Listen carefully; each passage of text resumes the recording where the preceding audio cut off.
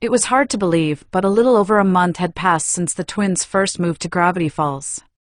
They'd be lying if they claimed their first 40 days or so had passed exactly how they thought they would, but Gravity Falls rarely delivered the expected. The love potion incident kind of went above and beyond the usual Falls weirdness, however. Feelings had been hurt, significantly enough that just immediately forgiving and forgetting didn't happen.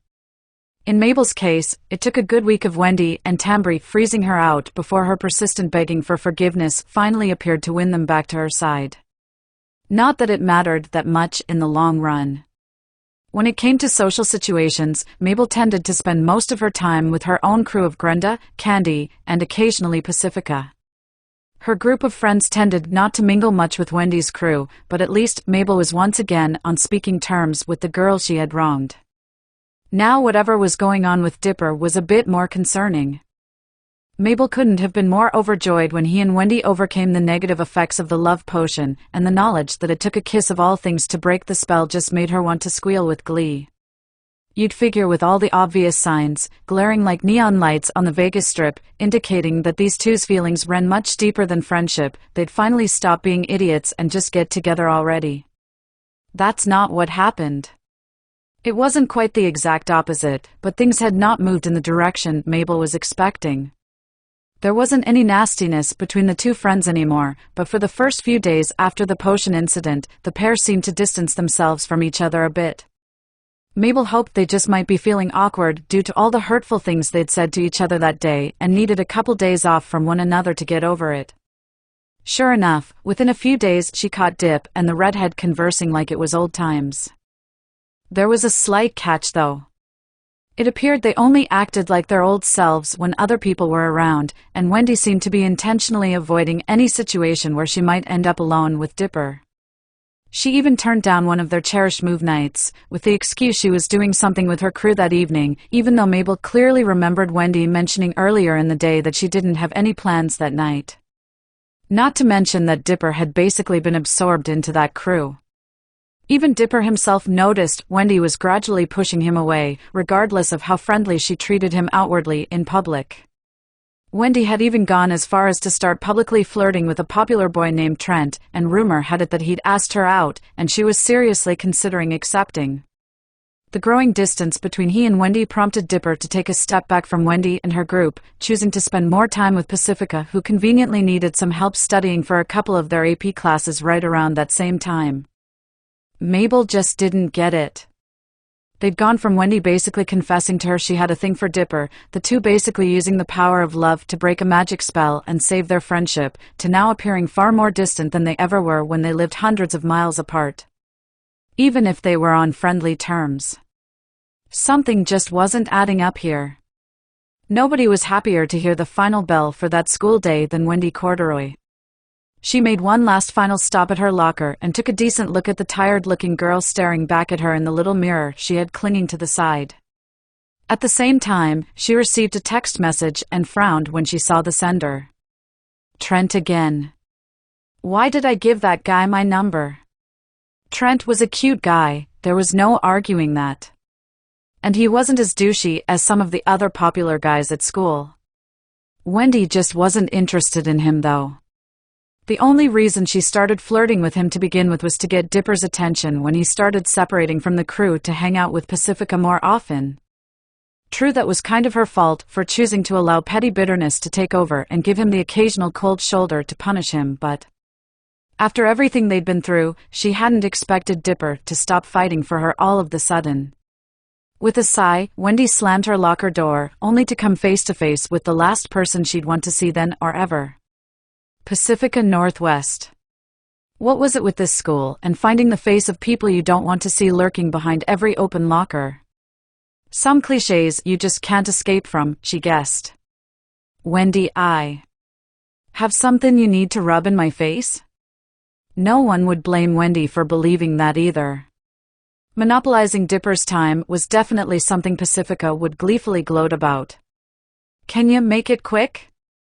I've got things to do. I'm not here to fight Wendy, the blonde told her, looking part desperate and part embarrassed at having to go to Wendy of all people. I just wanted to talk to you. About Dipper. What about Dipper? Wendy asked nervously, and she had good reason to be. Was something wrong with Dipper that she didn't know about? Since she'd reluctantly decided to limit contact with him, it wasn't unreasonable to think Dipper just didn't bother to tell Wendy that something was bothering him. Or possibly just as bad, Pacifica wasn't about to tell her that she and Dipper were official now, was she?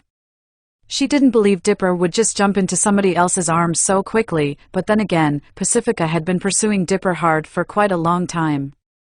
Not here. Can we go somewhere quiet and talk for a moment? Wendy nodded, and Pacifica led Wendy to the library where she and Dipper held most of their after-school study sessions. The library was large and fairly empty, so they basically had the place to themselves. Wendy, I'm just going to be blunt and come and say it. What the hell is wrong with you? Seriously? That's how you start a conversation. I thought this was supposed to be about Dipper. It is about Dipper. It just happens to correlate with you on how you've been acting around him lately. Hey, Dip and I are just fine. Wendy began, sounding a bit rehearsed. This wasn't the first time she'd had this conversation in recent days, so she was somewhat prepared. I haven't been acting any differently around him than I usually do. Yeah, when you have a buffer between the two of you or somebody else is around. You make excuses to leave when it's just the two of you, you ignore phone calls, and you only seem to respond to texts out of obligation with short 1- or 2-word answers. He seriously told you all of that? Wendy asked, appearing to be getting angry. Pacifica was quick to cut her off though. Well duh, we are actually friends, believe it or not. And don't get bent out of shape, he's never told me anything private or personal about you. He just talks about how he feels and what he sees, and trust me, he notices what you've been trying to do. You didn't hear this from me, but he's afraid you might still be feeling some after effects of that potion you guys took, or that you're still upset with him over some of the things he said while under its influence. What? No! Wendy was genuinely surprised to hear that. Sure, there were some lingering hurt feelings that took a few days to get over, but they mutually agreed they weren't going to hold any grudges over a situation they had no control over and fuzzy memories of. We talked about that, it's water under the bridge. That potion has nothing to do with any of this. Well, maybe you should tell him that, because he sure seems to think it does. Come to think of you might have been able to do that already if you hadn't been so busy giving Dipper the cold shoulder. I haven't been ignoring Dipper. Just because we're not hanging all over each other doesn't mean. It means a lot, Wendy. You guys went from being virtually inseparable to incapable of being alone in the same room with him. If it's not because of what happened with the love potion, then what the hell is it? None of your damn business, that's what. Why do you care anyway? I'd figure you'd be thrilled that Dipper and I weren't spending as much time together. I find it kinda convenient how you suddenly needed help studying every day after school once I wasn't in the picture quite so much anymore. I'd call it fortunate. I don't know what I'd do if Dipper wasn't helping me out right now, especially in math. Wendy eyed the blonde skeptically. Right, because you have no ulterior motives for asking him to study with you whatsoever. You really expect me to buy that with your track record? No, I didn't expect you to believe me, Pacifica sighed. But believe it or not, I've pretty much given up on the idea that I'll be anything more than friends with Dipper. Ha, I'll choose not. Especially after seeing the way you were flaunting yourself at him on the beach a few weeks ago. No, you haven't been trying at all. Actually, that was the day I decided to give up, Pacifica sighed sadly. Her tone was honest enough that Wendy didn't immediately decide it was a lie. I went all out that day. Wearing that demeaning swimsuit. I didn't really mind the shameless flirting, that was fun, but you even tried your best to help me out by bringing your boyfriend along and acting like a total pill while we were there. While I loved the way he was looking at me that afternoon, at the end of the day, you were all that mattered to him. He chose you over me again, even though you had just tried to break his face with a volleyball. The moment he decided to ditch me to go find you after you stormed off, I kind of decided I was done. The only card I had left to play was to take my skirt off for him, and I'm not that kind of girl. I don't care how much I like a guy, if I have to resort to that to keep his attention, it's just not worth it. You're not lying, are you? Wendy stated more than asked. Pacifica shook her head. I decided to accept that I wasn't going to beat you, and eventually I could learn to be happy just being friends with him. I had a long talk with Dipper about it, and he's uniquely understanding that way. He's a good friend. That's why he volunteered to help tutor me. I haven't been doing so great with the AP classes. I've been hovering around AB average, but well, you've met my parents. For them, AB might as well be AD-. Dipper's been trying to help me get my average up to an A. As much as I'm enjoying the quality time together, I'd enjoy it more if he were acting more himself, but no. Once again, I get a distracted somber Dipper who's not acting like himself because of… well, you guessed it, you. I have my reasons, you know. I needed some space, and I'm not going to apologize for that. Who says you have to? Just tell him you need space, and he'll understand. You know, instead of putting your alleged friend through all this mental anguish. Why do you need space anyway? I thought you said you guys were fine after the potion incident. We are. Me needing space has nothing to do with that, not directly at least. Wendy was hesitant, having absolutely no reason to trust Pacifica with that secret. She did feel a bit more at ease now that she knew Pacifica was no longer actively pursuing Dipper. Why should I be talking to you about this anyway? We've never exactly been friends. I dunno. Maybe I just figured there was something you might be having trouble saying yourself, that maybe you wouldn't mind getting spilled to someone via a third party. Take some of the pressure off. Especially since he's more likely to believe it hearing it from somebody like me who has no vested interest in lying about it rather than say Mabel, who Dipper would immediately be suspicious of since she's the farthest thing from non-bias when it comes to you two. You'd seriously do that? Wendy shook her, in disbelief she'd even consider taking Pacifica up on that offer. No! No way. If and when I'm ready for him to know about it, I'll tell him myself. Well, don't take too long. As crazy as Dipper is about you, even he'll start drifting away if you continue to phase him out. Wendy bristled a little at that thought.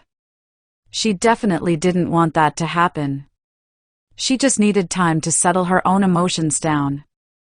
I won't let that happen. Why are you suddenly so invested in Dip and I's relationship? Other than sabotaging it, that is. Dipper's my friend and I want to see him happy. Or at least not so dejected and acting more like himself. Look. I know we're not friends, and you have no reason to trust me, but even if we don't like each other, that doesn't mean we can't at least try to get along. If you don't trust me enough to tell me, I understand, but I'd really like to know what's going on with you and Dipper. I'll even promise not to tell him if that's what you want. Wendy appeared incredulous. She certainly had no reason to trust Pacifica, and she didn't. However, there was still a part of her that wouldn't mind if Dipper somehow figured out what was wrong without Wendy having to spell it out for him. She didn't trust Pacifica enough to give her the straight answer the heiress might have wanted, but if she spoke in riddles and Pacifica somehow managed to read between the lines, then so be it. Pacifica. Have you ever shared a moment with someone so intense, so… God, I hate using this word because it sounds so cheesy, but so magical that the only thing you've been able to think about since is that moment and how to experience it again? Then consider that the person you shared this moment with completely dismisses it like it meant nothing to him at all, and basically tells you to forget that moment ever happened. Wouldn't you take a step back and reevaluate where your relationship stands? Pacifica's brow creased in confusion. I'm not sure I understand. Good, you weren't supposed to, Wendy said, as she stood up. Look, thanks for whatever this was, but I gotta get going. Oh, one last thing, Wendy. Pacifica said in a tone more typical of her usual snarky attitude with Wendy. If you're stubborn enough to ruin what you have with Dipper, as friends or otherwise, then you are a total idiot. Maybe guys like Robbie and Brayden are more your speed. I may not have a rooting interest anymore, but if you do screw up, I won't mind being there to pick up the pieces. The sudden shift in the Northwest heiress attitude shouldn't have caught Wendy off guard, but somehow it did. Wendy decided to ignore it for now. She wasn't going to let herself get sucked into another snarking match with this allegedly fake blonde airhead. Wendy left the library and Pacifica behind her.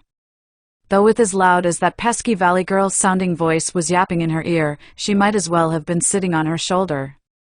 So, after successfully navigating through the Bermuda Triangle and discovering the island Black Bart used as his port of call, Stanley and I reburied the treasure in the exact spot we originally unearthed it. Feeling the worst of over, I was caught by surprise when Black Bart and his ghostly crew continued to pursue us. Until I eventually deduced that my brother had pocketed a few of the more precious gems to keep for himself, which forced us brave the triangle again, where we survived 2 more ghost pirate attacks, 1 Kraken assault, and a particularly nasty magnetic storm. Long story short, by some miracle we made it back to the island, buried the last of the treasure, and finally Black Bart and his crew were laid to rest once and for all. Sounds about right, Dipper laughed hard-heartedly. Guess the moral of the story is, never involve Grunkle Stan in any mystery where treasure is involved. It astounds me how often I forgot to consider that. Stanford joked as he fiddled with one of his gadgets. He waited for his nephew to continue the conversation, but he remained unusually silent. Typically, Dipper enjoyed being regaled by his Grunkle's tales of sailing the high seas on the Stan O2 with his brother Stanley, but today his unfailing enthusiasm was lacking. Now, Stanford was no expert on human emotions, whether they be expressing his own or assessing others, but Dipper's mind was clearly not on their work. Is something troubling you, Dipper? I'm not suggesting that your work hasn't been satisfactory, but the last several occasions you've stopped by, you appear to have become continually more distracted. Oh, have I? Sorry, Grunkle Ford, just been dealing with some personal issues. I promise I won't let it interfere with your work. I had no doubt, but... Stanford removed his glasses and tried to clean them with the cuff of his coat, a nervous tic he'd exhibit when nervous. Is it anything you wish to discuss, or... Dipper had a legitimate playful laugh at this, and his Grunkle's obvious discomfort. Nah, don't worry about it, Grunkle Ford. It's personal anyway. The kind of thing I'd go to Mabel for if I decide I want to talk about it. Stanford was visibly relieved. Mabel would certainly be the better candidate for that task. However, if you feel like you have... Stanford's thought was interrupted by the shrill shriek of a siren. A generic-style alarm light emerged from a compartment in the ceiling, flashing a bright blue. What the heck is going on? Is some of the equipment in the lab malfunctioning? I wish it were that simple, Ford mused, as he punched in a code to silence the deafeningly loud alarm system. That's the alarm for the bunker I had installed a few months ago. The bunker? Does that mean somebody's trying to break in? Unfortunately, no. The red siren would activate if somebody tried to enter the bunker without proper access. The blue siren indicates something has broken containment and is likely attempting to escape. You could probably guess where Dipper's mind jumped to first. Oh no. You don't think it's the shapeshifter, do you? It's a possibility, but... Ford appeared reluctant to elaborate but didn't feel he had a lot of choice. The shapeshifter isn't the only dangerous creature I have locked away in that bunker. How many are there exactly? And just how dangerous are they? Ford paused briefly before responding. 12 in total, all enough of a threat to humanity that I felt it necessary to lock them away so they could never see the light of day. Well, that's just great. Dipper grabbed at his forehead and stumbled backward into a table where he decided to take a seat. It's like you have a mini SCP Foundation hidden right beneath our feet. What kind of foundation now? I'm not sure I've ever heard of it. We really need to introduce you to the internet one day. We probably shouldn't be wasting time though. Let's go investigate. My thoughts precisely, Dipper, said Ford as he sized up his magnet gun. Awesome, shrieked a colorful blur as the creature suddenly appeared in the middle of the lab. What are we going to investigate? What was that alarm thing all about? Is Grunkle Ford's house being invaded? Is the lab about to explode? There's been an incident at the bunker, Ford explained dryly. My apologies, but it might be best if you remained behind. It'll be a difficult enough task for me, explaining why I involve Dipper in these types of situations. Knowingly putting you in danger too. Oh, poop to that. We're the mystery twins, so wherever Dip goes, I do too.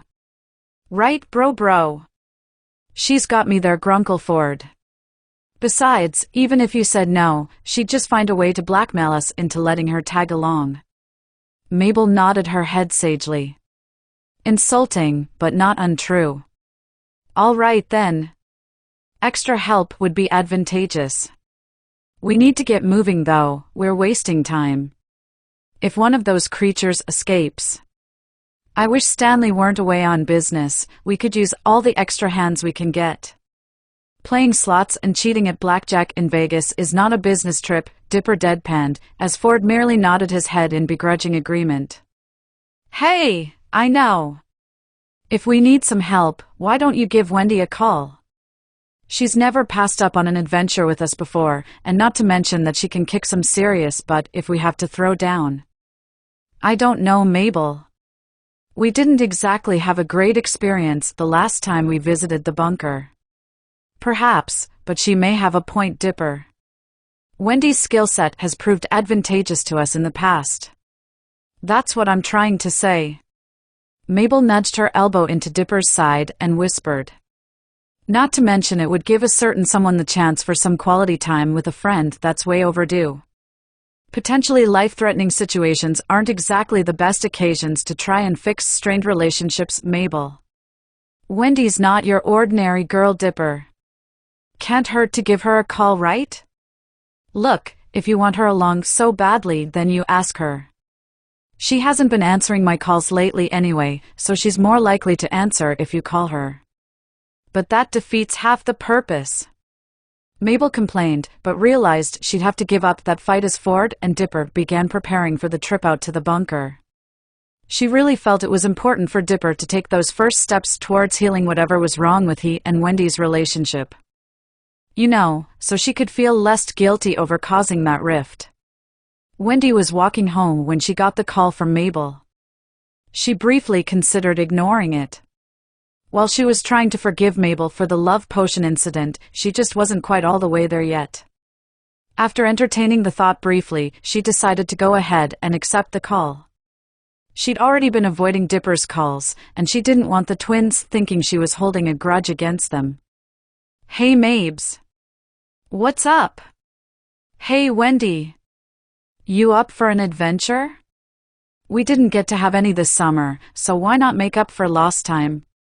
Mabel, Wendy sighed, tired and frustrated. You just said it yourself, it's not summer anymore. I had a long day at school, and I don't really feel like running through the woods chasing gnomes or some other weird thing from your uncle's journals. Well, the situation is actually more serious than that, Mabel said, taking her voice down a few notches, just so Wendy understood she wasn't being invited to playtime. An alarm went off, and Grunkle Ford thinks something rotten is going down at the bunker. The bunker? You mean that place we ran into the shapeshifter? Yeah, and apparently Ford has a few more creepy crawlies trapped down there too. All we know is something escaped, but we have no idea what. I didn't call you just because I thought we could all have a good time. We could actually really use your help. Who else is going with you? Grunkle Ford and Dipper, of course. I tried to get him to call you, but he was worried you wouldn't answer the phone if he tried to call. Wendy winced like she'd been punched in her chest. Because Mabel was right. Let me get my axe, and I'll meet you there. When they arrived at the bunker, Ford immediately deduced what he already expected. There were no signs of entry into the bunker, forced or otherwise, which meant something already trapped inside was making the ruckus. "All right, kids, once we get inside, stay close and keep your eyes peeled for." "Wait, we can't go in yet. Wendy hasn't gotten here yet." "I'm afraid we don't have the time to wait for her, Mabel." "Who says you dudes have to wait?" Wendy said cheerfully as she dropped down from the tree she'd been chilling out and waiting for their arrival. "I was startin' to wonder if you guys would ever get here. Your resourcefulness continues to astound me, Wendy. I'm beginning to wonder if Stanley exaggerates when he insists on how lazy you are." "Thanks. I think. All right. The band is back together." Mabel hooped as she held up her grappling hook proudly over her head. "Minus Grunkle Stan, who's probably hitting on cocktail waitresses as we speak." Yes, it's all very exciting. Now please follow me, time is of the essence." Ford led the way, entering the bunker, followed closely by a skipping Mabel. That left Wendy and Dipper alone briefly. Wendy actually turned to Dipper as if she were actually going to say something, when Dipper basically brushed her off and followed his sister inside the bunker. Wendy wasn't happy, but she'd give him that one. She kind of deserved it. If he kept it up acting that way though, they were going to have some real issues real soon. Soon enough, everyone was gathered in the heart of the bunker, readying their flashlights for much-needed additional illumination. Ford was prepared to deal out marching orders when Mabel let out a scream. "Oh my God! It's terrible! It's hideous! It's the most horrifying creature I've ever laid eyes on. What is it? What's the matter, Mabel?" Dipper cried in a panic as he and the others raced to her side. Dipper pointed his flashlight in the direction Mabel was cowering away from, and frowned when he saw himself staring back at him. Well, his 12-year-old self anyway. Hardy, har. Very funny, Mabel. That image is going to haunt my dreams forever. Wendy nudged a grumpy-looking Dipper with her shoulder. Lighten up, dude, it was kind of funny.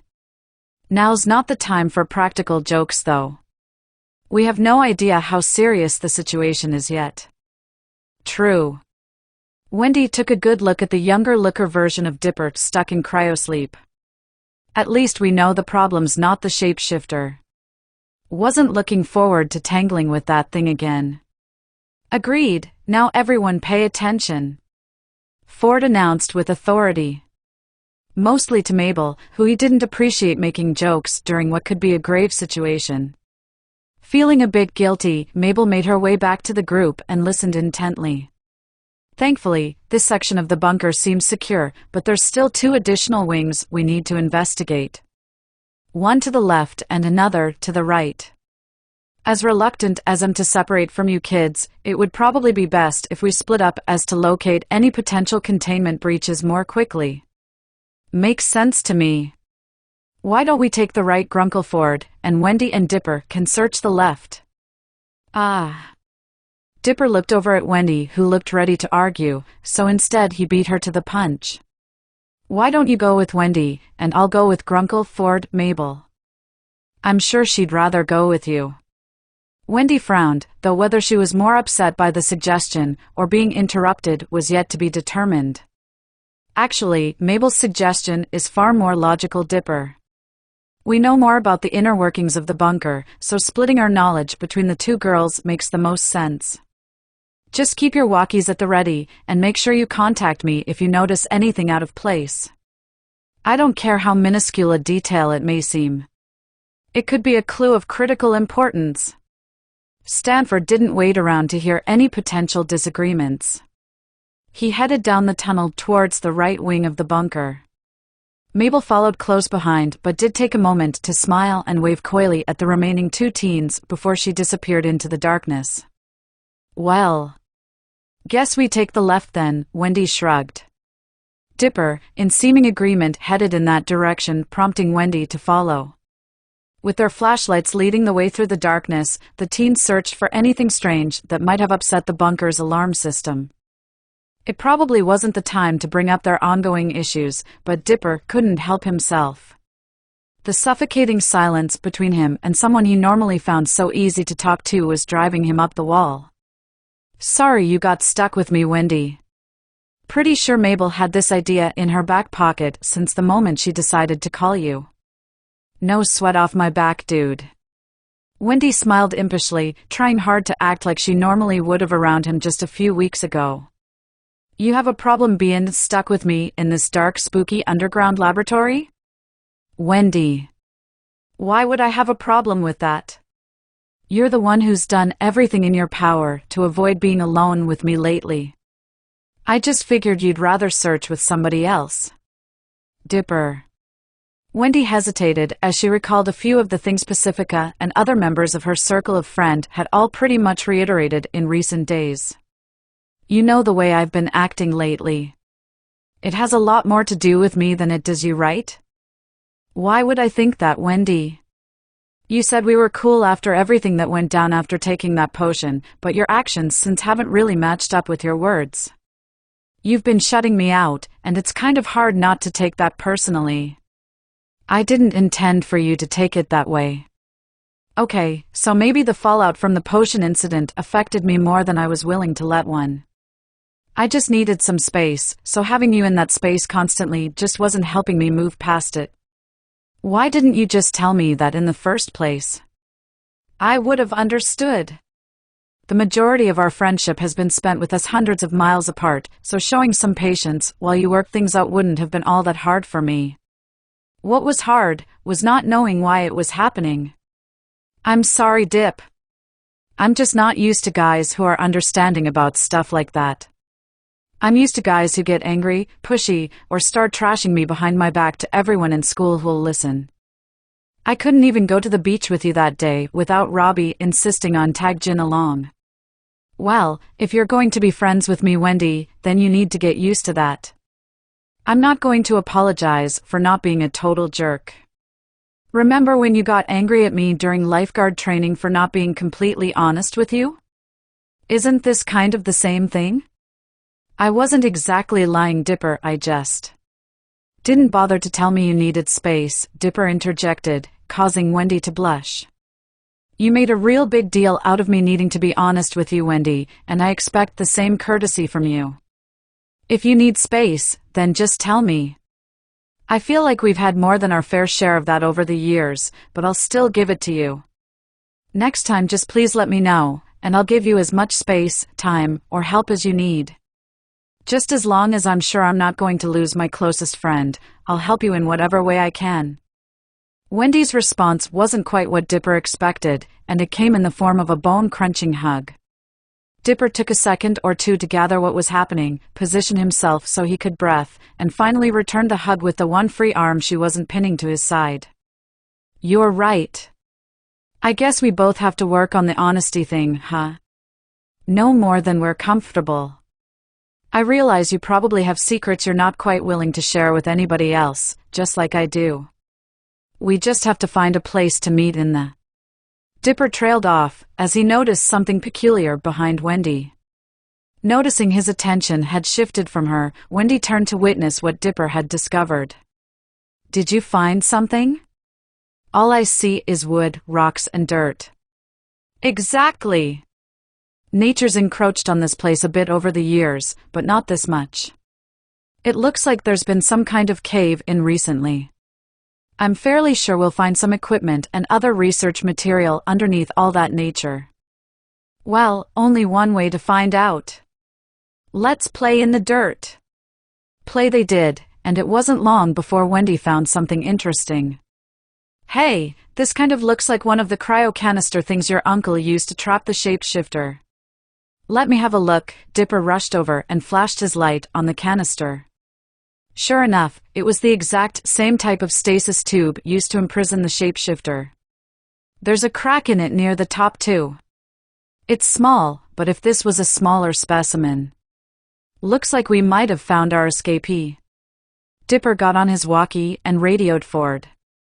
Grunkle Ford, can you hear me? We found a cracked stasis tube caused by what appears to be a partial cave-in over in this part of the bunker.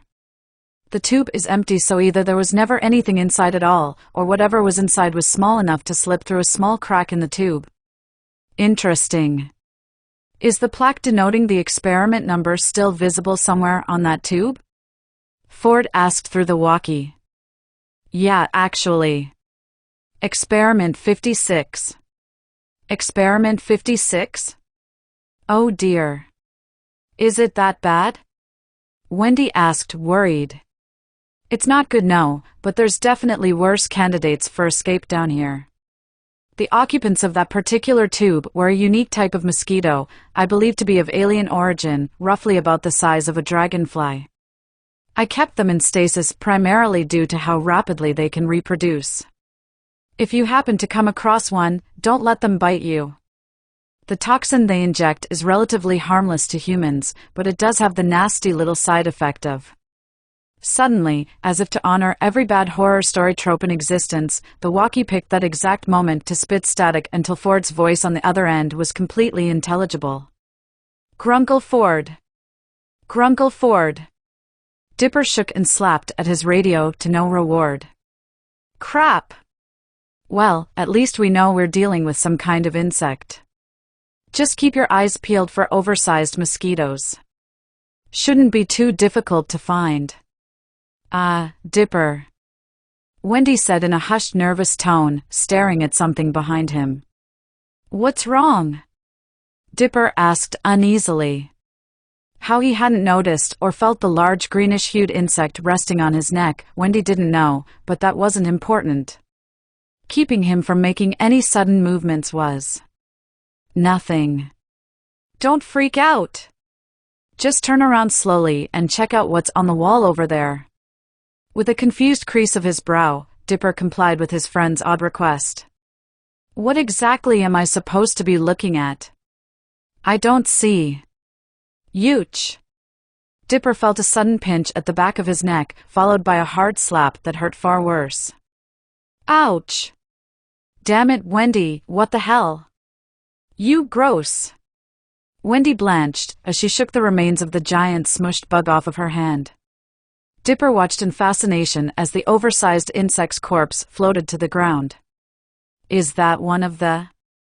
Dipper mildly panicked when he remembered that little prick he felt before the slap. Oh crap, I think that thing bit me.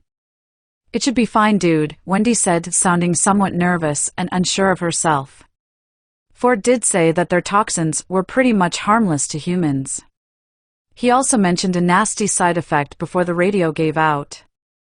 No, I need to just calm down. This isn't the time to be paranoid. Right. Let's just find the other little bastard and… As if hearing his cue, the other missing insect landed on Wendy's shoulder and promptly stuck her right in the neck. Wendy reacted as you might expect one to when attacked by a giant alien mosquito, by slapping at her neck and dancing around erratically in an attempt to shake the bug off of her. Sensing the danger it was in, the bug flew off the bucking Wendy and tried to make a getaway. Ms. Corduroy was having none of it though, pulling out her axe and sending it flying towards the airborne critter, slicing it in half on contact. Her axe ricocheted off the ceiling, eventually hitting the ground and landing near Wendy's feet as she breathed slightly heavily. That was a bit of overkill, wasn't it? Dipper asked, a little intimidated by Wendy's intense reaction to being violated by a bug. They were alien insects whose bite might just turn us into radioactive mutants or something, Dipper. I could have used a bazooka and I'm still not sure that would have been a strong enough reaction. You really don't like bugs, do you? No, I frickin' hate 'em. Who the heck would want some creepy slimy thing crawlin' all over 'em? Blah. How are you feeling? Dipper asked as he walked over to Wendy, staring at the bright red spot on her neck in concern. Feel weird at all after getting bit by that thing? Not really. I am a corduroy, Dipper. I'm not going to get taken down by one little bug bite, and it's a little insulting to hear you think I might, Wendy said in annoyance. Only for her frown to quickly curve into a smirk. But I do find it really cute when you get all worried about me like that.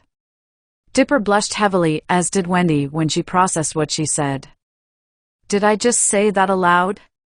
Of course I'm going to worry. You might be the toughest, strongest person I know, but I'm always going to worry about my friends. I don't feel bad about it either. Now it was Dipper's turn to feel weird about what he'd said. Wendy and Dipper stared at each other blankly for a moment, neither quite sure what was going on in the other's head. Thankfully, the tension was broken when Ford and Mabel finally arrived on the scene. Dipper! Wendy! Did you kids find? Ford gasped as he heard a large splat as his foot landed. He picked up his leg to examine his boot only to find the remains of one half of experiment 56. Oh dear. Sorry, Grunkle Ford. The other one is in 2 pieces over there. Apparently, Wendy possesses some homicidal tendencies towards bugs. Dude. Way to throw me under the bus. It's all right, kids. I see now that I should have terminated their existence a long time ago, considering their potential threat as a highly damaging invasive species if they ever did get loose and reproduced. As a scientist, though, it's difficult to let go of specimens so fascinatingly unique. Well, what's done is done. Thank you kids for cleaning up another one of my messes. I trust there weren't any complications? I wouldn't say that exactly, Dipper said, dragging out the sentence slightly. Both Wendy and I got bit by one of those things before they got smushed. I know you said the bite was relatively harmless to humans, but the radio cut out before you could explain what the side effects were. Come on, Dip, just spit it out. Wendy spat in annoyance. Stanford didn't need a long drawn-out explanation to give an answer. We got bit by those things, so what's going to happen to us now? Well, that is unfortunate, Ford admitted, as he tugged at his glasses. Health-wise, you two have nothing to be concerned over. Oddly enough, though, when the toxin from that alien insect enters the human bloodstream, it causes similar effects to sodium pentothal. Sodium what? Wendy asked with a raised eyebrow. Scientific term for truth serum, Dipper explained, before eyes widened in realization and horror. Wait a minute! That means... Ford nodded his head at the unfinished question. Basically, the two of you won't be able to lie for the next 24 hours. If the words leave your mouth, you can trust whatever you're saying is the absolute truth. The 2 bite victims looked understandably horrified. They looked at one another, then looked away, both blushing, and simultaneously bit their bottom lips. Yes, a mere inconvenience at worst. I'm going to look around and make sure nothing else is out of place. You 3 feel free to leave if you wish. I know I can trust you kids to make it home safely yourselves. Mere inconvenience. That's what both Wendy and Dipper were screaming inside their heads. How was not having the ability to at least bend the truth when speaking anything less than a potential disaster? Especially when they had thoughts and feelings they weren't ready to share with the person standing next to them.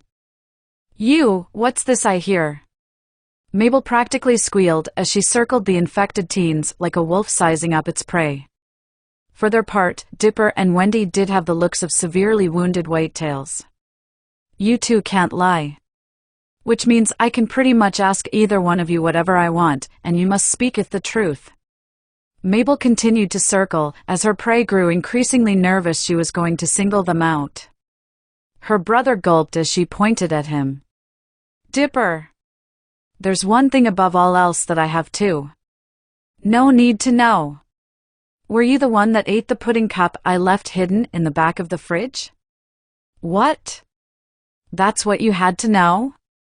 No, it was Dad. Please don't tell him I told you that though, I promised I wouldn't say anything. Dad ate it? Seriously? Are you freaking serious? Wendy asked, unable to help herself. You could ask anything you want, expose our deepest, darkest secrets, and you ask about a frickin' pudding cup? I love you, girl, but you're too goofy for your own good sometimes. You're telling me. Dipper deadpanned. If she could actually stay serious about something for more than 5 minutes, she might actually be dangerous. Well, ouch, Mabel whined, not liking the forced brutal honest quite so much now that she knew it could be thrown right back in her face. Okay, no more questions involving me then. Still, the possibilities for all the information I can extract from you guys is almost endless. Anything I ask for the next 24 hours, and you have to be truthful. Unless we choose not to answer you or just not speak at all, Dipper said casually, while Wendy crossed her arms and nodded her head in agreement. Hey, no fair using loopholes. Unless. Hey, Dipper. Try your hardest not to answer when I ask you this next question. What's your real first name? Mason, he answered immediately. Though I hate it, it's such a stupid name. Dipper threw his hand over his mouth when he realized what had happened. Dude, Mason isn't that bad of a name. I kind of like it, Wendy said supportively. Thank you, but... I had no intention of answering and it came out anyway. It's like I didn't have control over my own mouth. Oh. Okay, let's try you now, Wendy. Mabel said excitedly. Just like Dipper, try your best not to answer. What's your favorite color? Wendy tried hard not to answer. She made it 0.5 seconds. Flannel. I can't help it. How many girls can pull off flannel and look hot doing it? Helps make me feel unique. Oh crap, I said it. Well, you're not wrong. You do look good in it, Dipper mouthed, his face blowing up red when he realized what he'd said. Dude. That's sweet. Wendy smiled back, a hint of pink on her own cheeks. Mabel was so overjoyed that she was jumping up and down at this point. Yes. This is exactly the kind of thing I was hoping for. Do you realize how adorable you two look just being honest with each other? One last test, Dipper, what's secretly one of your favorite songs? You know, the one you like to sing in the shower? Dipper growled in frustration. You already know it's Disco Girl, Mabel. Yeah, I like Baba, and I couldn't be more embarrassed by it. Like I need any other ways to tell people how much of a dork I am. Dude, you shouldn't be worried about that. Wendy said, giving Dipper a punch to the arm. Be proud of who you are, dude, and don't be ashamed of what you enjoy. Personally, I think it's hot when guys aren't afraid to be themselves and aren't trying to act like somebody they're not. Thanks, Wendy. Dipper smiled shyly. That's one of the things I love most about you. You're about the only person I ever met who got to know me, instead of immediately judging and writing me off the moment we met. It's a good thing I didn't. When I think about everything I would have missed out on if we had never. Wendy briefly went quiet before hastily throwing her hands over her mouth. She'd been flirting dangerously close to letting things slip that she wasn't quite ready for Dipper to hear yet. She gave him an apologetic look before turning her back to him and walking quickly towards the exit of the bunker. Wendy. Oh man. And things were really starting to get juicy too. Dipper gave his sister a hard look. This isn't a game, Mabel. Some people keep things to themselves for a reason. Trying to force someone to confess something they're not ready to is not just immoral, it's really selfish. But I didn't ask anything all that personal. I was just... You were building up to it, Mabel. Don't try to tell me that wasn't the direction you were going either. Well... Maybe, but... Just forget it, I don't want to talk about that right now. I want to try something. Dipper pulled out his phone and started to text Wendy. Having just exited the bunker, Wendy was semi-freaking out. How was she supposed to survive an entire 24 hours while forced to be brutally honest with anyone who spoke to her? She could almost wrap her head around not being able to lie when answering a question, but being forced to speak against your will? It was too much. Wendy's phone began to vibrate as Dipper's 8-bit thriller ringtone began to play. She was almost scared to look, but she took the chance and checked the text he'd just sent. Dipper, every time I sneeze, pink rabbits fly out my butt crack. Any other time, Wendy might have laughed her ass off after reading that. Considering the situation though, she wasn't in the mood for lame jokes. Wendy, what the hell are you talking about, Dipper? Now's not the time to be fooling around. Dipper, it was a test. Obviously, pink rabbits aren't flying out my butthole right now, which means we can at least talk to each other normally through text. Wendy, thank God. What are we going to do, Dipper? I give my family enough grief as it is. I can't imagine what I might say to them with absolutely no filter. Dipper, stay with Tambry maybe? I honestly don't know, Wendy. I'm just going to try and avoid human contact as much as possible, or at the very least, try to avoid initiating conversation with anyone. Wendy, I can try, but it ain't gonna be easy. I'm pretty blunt and honest as it is, but even I have my secrets. What I really don't get is why we seem forced to answer when asked a question whether we want to or not. Dipper, I don't know, Wendy. I guess you were right after all. Not being completely honest or lying by omission is still lying. Wendy, dang it, why do I always have to be right when the answer sucks? Dipper, we just have to try and hang in there. Look, if you need to talk at all tonight, for support or anything else, I'm here for you, okay? Via text of course. I'm sorry for getting you into this mess. Wendy, thanks Dip, I'll keep that in mind. And this isn't your fault. I chose to go to the bunker with you because I wanted to. And I don't need some stupid alien truth serum to tell me that either. Bye Dip. Dipper, goodbye Wendy. Dipper sighed and put his phone away. Mabel was standing behind him, having read over his shoulder during much of his text session. I think you guys are missing out on a huge opportunity here. You could finally know for sure how you guys really feel about each other. Of course you would think this is a good thing, Mabel. You realize this is completely intrusive and against our will, but none of that matters as long as you get what you want out of it, right?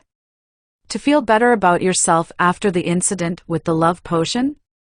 Mabel winced, then hesitated a few moments before saying, Sorry, maybe I'm not taking the situation as seriously as I should. Can I ask you a question though? Go ahead. But if it's personal, there's a good chance you won't like the answer. Do you resent me? For putting a strain on your and Wendy's relationship these past couple of weeks? I feel like everybody hates me now, and I'm trying hard to fix things but... Dipper visibly shook as he struggled not to answer that question. He really did not want to, but the toxins floating in his bloodstream demanded he come clean. Of course I resent you. I feel like I've been losing my best friend, and it was all because you can't leave well enough alone. And don't try to tell me you stole that potion for the sake of Robbie and Tambry living happily ever after. You did it because you selfishly want to show everybody what a great matchmaker you are. You're trying to fix something that can't be fixed, when all anyone wants you to do is just stay out of their shit. While Dipper felt sympathy for his sister when she started to tear up and sniffle, the toxin wouldn't allow him to let up. Thankfully, he'd reached the portion of his rant that would serve to that effect. That doesn't mean I don't still love you, Mabel, or that I won't ever forgive you. As soon as Wendy and I are back to normal, it won't even be a thing as long as you don't pull anything like that again. Mabel sobbed and threw her arms around her brother's neck. I'm sorry, Dipper. I'm not trying to be selfish, I know, Mabel, he said softly. That's why we don't usually hold it against you when you act selfish and meddlesome. Because we know you don't realize you're being selfish and meddlesome. You're just being Mabel, trying to spread joy, love, glitter, and any of that other crap you might catch a unicorn vomiting out. I promise, bro, I won't take too much advantage of your condition.